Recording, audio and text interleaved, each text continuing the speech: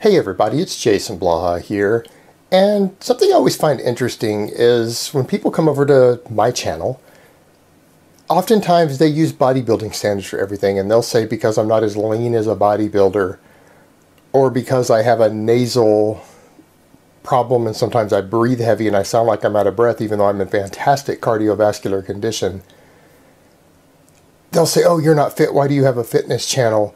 And the reality is I have a fitness channel because I'm interested in fitness. And I think it's really weird that in this current era, there's such a focus online on the whole aesthetics movement that people aren't understanding that aesthetics and fitness are two separate things. Now, can they go hand in hand? Absolutely. It is absolutely possible to be very aesthetically pleasing with your physique while being extremely fit, and sometimes they can lead to the other, meaning sometimes working heavily on your fitness can improve your aesthetics. There's no question about it.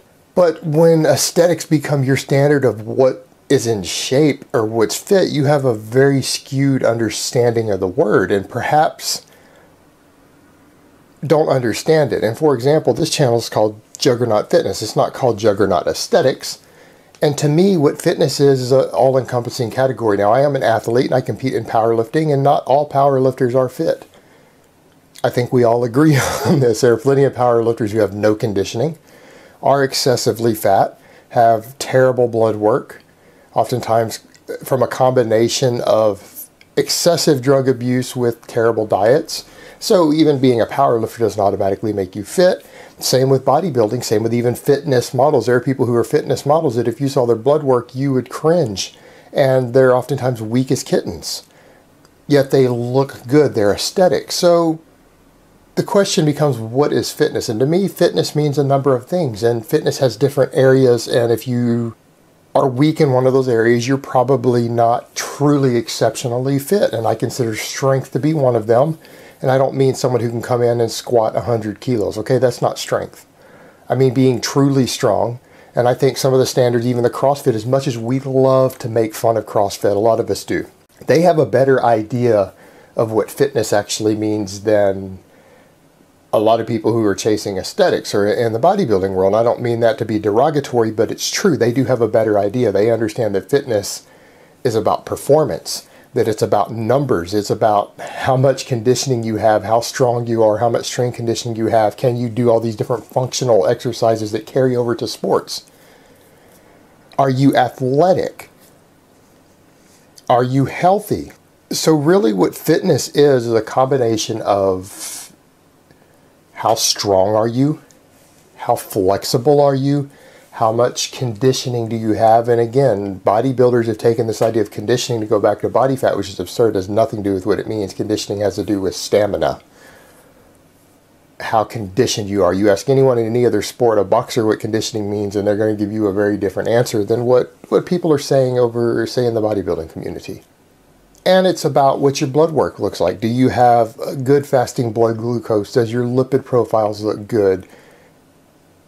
Is your blood work overall healthy? Those are what encompass fitness. So I would say that that's really the four things you need to look at is blood work health, flexibility, conditioning, and strength. Those are really, in my opinion, the four pillars, if you will, or the four legs of the table, of the fitness table.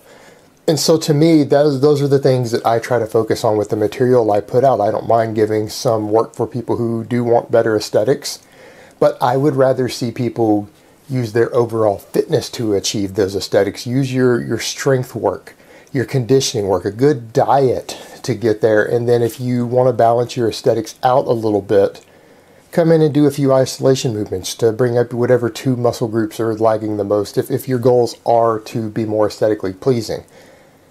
Because to me, that is how you would combine the two, is that being overall fit. Because if you're fit, you're going to be relatively lean, or you're going to get leaner over time. And you're going to have a fair amount of muscle mass, and you can't keep getting stronger and stronger on big functional movements without gaining muscle. So over time, that will contribute massively to aesthetics, rather than people focusing on the wrong stuff. And because the reality is a lot of guys who really are aesthetically pleasing to the eye really aren't healthy or fit. But many of them are. All right, guys, and I just wanted to clarify that again and just remind people that this is a fitness channel, not an aesthetics channel. And granted, I am currently getting more aesthetic because I am leaning out, because I am working on weak points and things, but I am an athlete first and foremost. This is a fitness channel first and foremost, and it really baffles me when people come over here and they discuss aesthetics as if aesthetics were what determined fitness. And it's really weird that so many people in the fitness community, that seems to be the biggest focus, and oftentimes the biggest focus of their fans, and they should just call it the aesthetics community instead of the fitness community, if that's all they really care about. Alright guys, that's really all I have to say on that today. I hope it has been informative, and I will talk to you guys next time.